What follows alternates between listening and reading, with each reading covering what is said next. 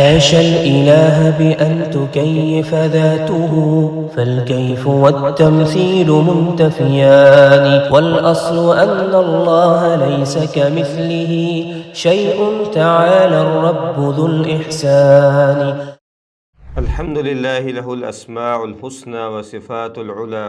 وله الحمد في الأولى والآخرة والصلاة والسلام على نبيه المصطفى ورسوله المجتبى وعلى آله وصحبه ومن اتبع الهدى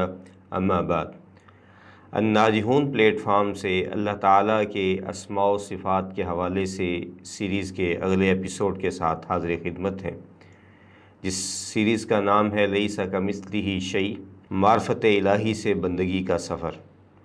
تو اس سیریز میں ہم الحمدللہ اللہ تعالیٰ کے اسماء و صفات کے حوالے سے قواعد کا سلسلہ پڑھ رہے ہیں۔ اس میں پہلے ہم نے مشترکہ طور پہ اللہ تعالیٰ کے اسماء اور صفات کے جو قواعد ہیں ان کا ذکر کیا۔ اس کے بعد اب ہم اللہ تعالیٰ کے اسماء کے لیے جو خاص قواعد ہیں ان کا ذکر کر رہے ہیں۔ اسی سلسلے میں جو اگلا قاعدہ ہم پڑھنے والے ہیں، یہ قاعدہ ہے کہ اسماء اللہ مترادفہ باعتبار دلالتها علی الذات و متباینہ باعتبار دلالتها علی الصفات، یعنی کہ اللہ کے نام یا ذات پر دلالت کرنے کے اعتبار سے یہ اللہ کے سب اسماء جو ہیں یہ مترادف ہیں، اور صفات پر دلالت کرنے کے اعتبار سے مختلف ہیں۔ تو اس قاعدے کا اگر ہم مطلب سمجھیں تو مترادفہ باعتبار بالذات کا کیا مطلب ہے کہ تمام اسماء الحسنہ ایک ہی حقیقت یعنی کہ ذات باری تعالیٰ پر ہی دلالت کرتے ہیں۔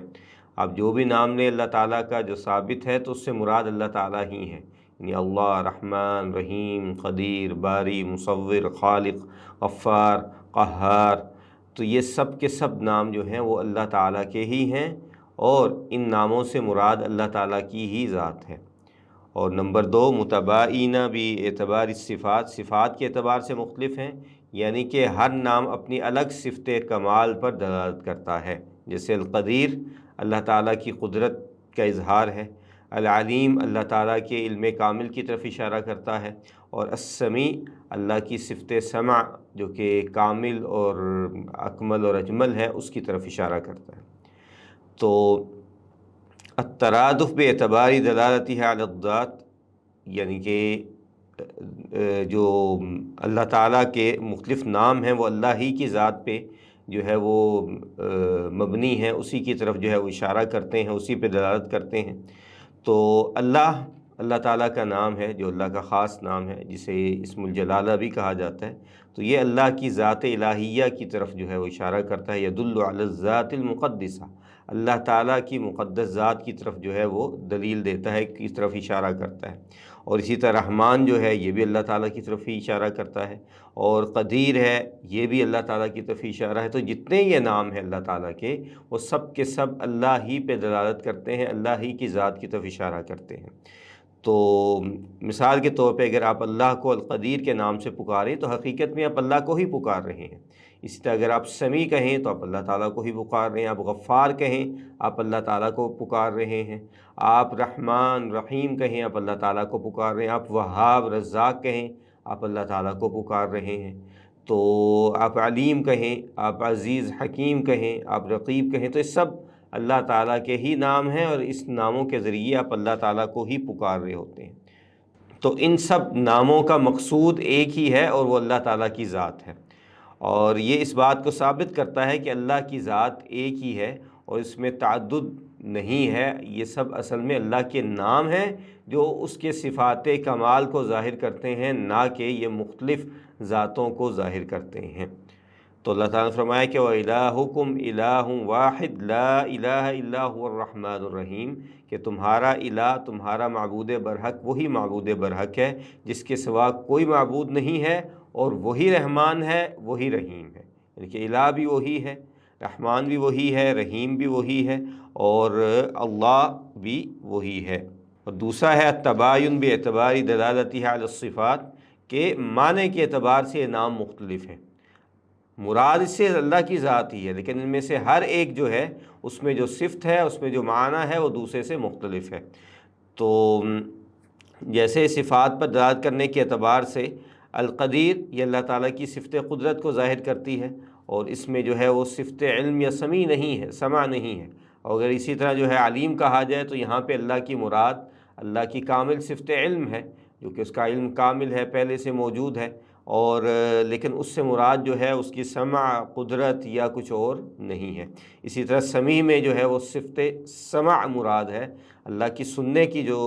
صفت ہے وہ مراد ہے، تو یہاں پہ اللہ تعالیٰ کی قدرت اور علم جو ہے وہ معنی نہیں ہے۔ تو قدیر اللہ کی صفت قدرت پہ دلالت کرتا ہے، علیم صفت علم پہ کرتا ہے، اور دونوں صفات ایک دوسرے سے بالکل مختلف ہیں۔ اسماء صرف الفاظ مترادف نہیں ہیں، جیسے عام جو اسماء ہوتے ہیں تو یہ ان کی طرح اللہ تعالیٰ کے اسماء نہیں ہیں۔ الاسد اور لیث جو ہے وہ دونوں شیر کے لیے استعمال ہوتے ہیں، فہر جو ہے وہ شیر کے لیے استعمال ہوتا ہے، لیکن اللہ تعالیٰ کا ہر نام جو ہے وہ الگ معانی رکھتا ہے، اگرچہ اس سے مراد اللہ کی ذات ہوتی ہے۔ تو اس سے یہ بات ہمیں پتہ چلتی ہے کہ اللہ کی صفات حقیقی اور مختلف ہیں، اور یہ معطلہ کے اس قول کی تردید ہے کہ جس کی وجہ سے وہ اللہ تعالیٰ کی صفات کا انکار کرتے ہیں۔ تو اللہ تعالیٰ نے فرمایا کہ ان اللہ کان علیما قدیرا، کہ بے شک اللہ تعالیٰ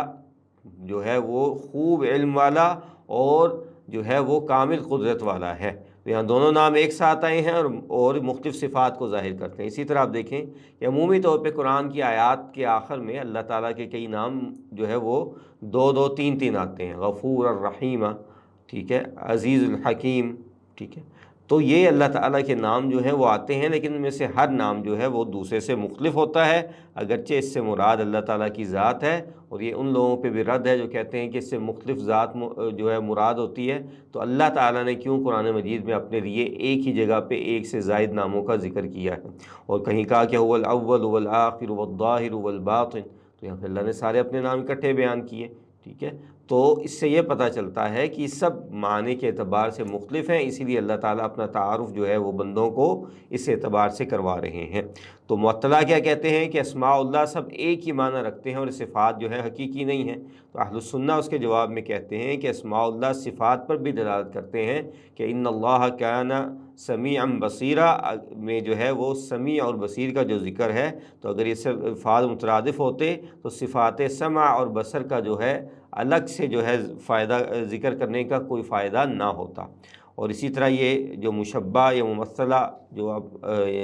مخلوقات کے ناموں اور صفات کو اللہ کے برابر قرار دیتے ہیں، ان پہ بھی رد ہے کہ وہ صفات کو تو مانتے ہیں مگر ان کو مخلوق کی صفات کے مشابہ مان لیتے ہیں۔ تو اہل السنہ کہتے ہیں کہ ہم صفات کو مانتے ہیں مگر بغیر تشبیہ اور بغیر تمثیل کے اور تنزیہ کے ساتھ، کہ جیسے اللہ کے شان ہے اسی طرح اللہ تعالیٰ کی صفات ہیں۔ تو اللہ تعالیٰ نے فرمایا کہ لیس کمثلہ شیء وہو السمیع البصیر، کہ اللہ سننے والا بھی ہے، دیکھنے والا بھی ہے، مگر مخلوق کی طرح اس کی مثل نہیں ہے۔ تو علماء جو ہیں وہ ابتدا سے آخر تک ان کے ایسے اقوال موجود ہیں جنہوں نے اس قاعدے کی حمایت میں کہا۔ امام طبری رحمہ اللہ، امام المفسرین، اور جن کے عقیدے میں بھی کتب ہیں، جن کی تاریخ میں بھی ہیں، فقہ میں بھی، جو ایک مکمل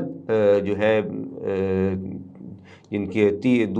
تیسری صدی ہجری کے امام تھے، تو کیا کہتے ہیں کہ اللہ جل ثناؤہ والجامع جمیع المعانی الاسماء الحسنى وكل اسم منها يدل على ذاته وعلى معنى يختص به۔ یعنی تفسیر طبری میں امام طبری رحمہ اللہ کہہ رہے ہیں کہ اللہ تعالیٰ وہ ذات ہے جو تمام اسماء حسنہ کے معانی کو جامع ہے، یعنی کہ سب اس کے اندر یہ اسماء الحسنہ جمع ہیں، اور ہر نام اس کی ذات پر ہی دلالت کرتا ہے اور اس خاص صفت پر بھی جو اس کے متعلق ہے۔ اور اسی طرح امام خطابی رحمہ اللہ کہتے ہیں کہ اسماء اللہ اذا اطلقت فہی تدل علی ذاتہ واذا فصلت دلت علی معان زائدہ فی اوصافہ۔ ان کی کتاب شان الدعاء، اس میں یہ ہے کہ جب اللہ کے نام مطلق طور پہ بولے جاتے ہیں تو اس کی ذات پر دلالت کرتے ہیں، اور جب الگ الگ بیان ہوں تو اس کی صفات میں اضافی معانی کو ظاہر کرتی ہیں، کہ ہر ایک کا پھر معنی مختلف ہو جائے گا لیکن مراد اللہ کی ذات ہوگی۔ امام بیہقی رحمہ اللہ، یہ ان کی کتاب ہے بڑی معروف الاسماء والصفات، تو 458 ہجری کی ان کی وفات ہے، کہتے ہیں کہ کل اسم من اسمائہ تعالی یدل علی ذاتہ وعلی معنی هو بہ موصوف، کہ اللہ کے ہر نام میں جو ہے وہ اس کی ذات ہے، وہ اس کی ذات پر ہی دلالت کرتا ہے، اور ایک مخصوص صفت بھی جو اس نام میں متصف ہے اس میں چھپی ہوئی ہے۔ تو ہر نام جو ہے وہ الگ صفت کو تو بیان کرتا ہے، لیکن اس سے مراد جو ہے وہ اللہ تعالیٰ ہی ہے۔ اسی طرح مفسر امام قرطبی رحمہ اللہ 671 ہجری کی وفات ہے، کہتے ہیں کہ اسماء اللہ و سبحانہ و ان دلت کلها علی مسمی واحد فہی مختلف المعانی فالعلیم غیر القدیر والغفور غیر الرحیم۔ تو اپنی تفسیر جامع الاحکام القرآن میں یہ کہتے ہیں کہ اللہ کے نام اگرچہ سب ایک ہی مسمى پر دلالت کرتے ہیں، ایک ہی ذات پر دلالت کرتے ہیں، ایک ہی طرف اشارہ کرتے ہیں، لیکن ان سب کے معانی یعنی اللہ کے ناموں کے معانی مختلف ہیں۔ العلیم جو ہے وہ غیر القدیر ہے اور غفور غیر الرحیم ہے۔ نام ایک کے ہی ہیں لیکن ان کے معنی، ان کی صفات کی جو تعین ہے وہ بالکل مختلف ہے۔ جیسے شیخ الاسلام ابن تیمیہ رحمہ اللہ کہتے ہیں کہ اسماء اللہ کلھا اذا افرد الاسم منها دل على الذات واذا قرن بغیرہ دل على ما يختص به المعنى، کہ اللہ کے سب نام جب الگ ذکر ہوں تو اللہ کی ذات پر دلالت کرتے ہیں، جب ایک دوسرے کے ساتھ مل کر آئیں تو اپنے مخصوص معنی کو ظاہر کرتے ہیں۔ اور انہی کے شاگرد رشید امام ابن قیم رحمہ اللہ کہتے ہیں اسماؤہ وان دلت علی مسمی واحد فہی متباینہ باعتبار ما تضمنته من الصفات فالعلیم یتضمن صفت العلم والقدیر یتضمن صفت القدرہ والسمیع یتضمن صفت السمع۔ بدائع الفوائد میں ہے کہ اللہ کے نام اگرچہ ایک ہی ذات پر دلالت کرتے ہیں لیکن ان میں مختلف صفات پائی جاتی ہیں۔ علیم میں صفت علم ہے، قدیر میں صفت قدرت ہے، اور سمیع میں صفت سماع ہے۔ اور امام صفارینی الحنبلی 1188 ہجری کی وفات ہے، کہتے ہیں اسماء الباری وان اتفقت فی الدلالۃ علی مسمی واحد فہی متغایرۃ المعانی باعتبار الصفات۔ ان کی کتاب ہے لوامع الانوار البہیہ، اس میں انہوں نے یہ ذکر کیا کہ اللہ کے نام اگرچہ ایک ہی مسمى پر، ایک ہی ذات پر، ایک ہی طرف جو ہے وہ اشارہ کرتے ہیں، دلالت کرتے ہیں، لیکن صفات کے اعتبار سے اسی طرح الگ الگ ہیں، ان کے معنی مختلف ہیں، یہ متباین ہیں، ہر نام ایک دوسرے سے الگ ہے۔ اور اس کے اگر ہم مثالیں اب دیکھیں کچھ، تو لفظ جلالہ جو ہے یہ جامع تمام الاسماء والصفات ہے، کہ اللہ کے تمام اسماء اور صفات اس نام کے اندر جمع ہیں۔ اور علیم جو ہے یہ اللہ کے علم کامل پہ جو ہے دلالت کرتا ہے، جو ہر چیز پر محیط ہے۔ قدیر اللہ کی قدرت مطلقہ جس میں کوئی عجز، کوئی کمزوری، کوئی نقص نہیں، اس کی طرف اشارہ کرتا ہے۔ سمیع اللہ کی صفت سمع جو کامل ہے، ہر آواز کو سننے والی ہے، اس کی طرف اشارہ کرتا ہے۔ تو یہ سب ایک ہی ذات پر دلالت کرتے ہیں مگر ہر ایک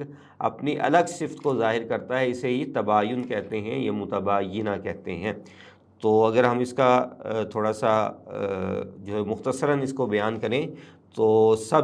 نام جو ہے اللہ کے، وہ اللہ ہی کی ذات پر دلالت کرتے ہیں، لیکن ہر نام جو ہے وہ الگ صفت کمال پر دلالت کرتا ہے۔ اور یہ قاعدہ 3 بڑے انحرافات کی نفی کرتا ہے۔ تعدد الہیہ یعنی کہ ایک سے زیادہ الہ ہونے کی جو ہے وہ رد کرتا ہے، تو اس اعتبار سے رد شرک پہ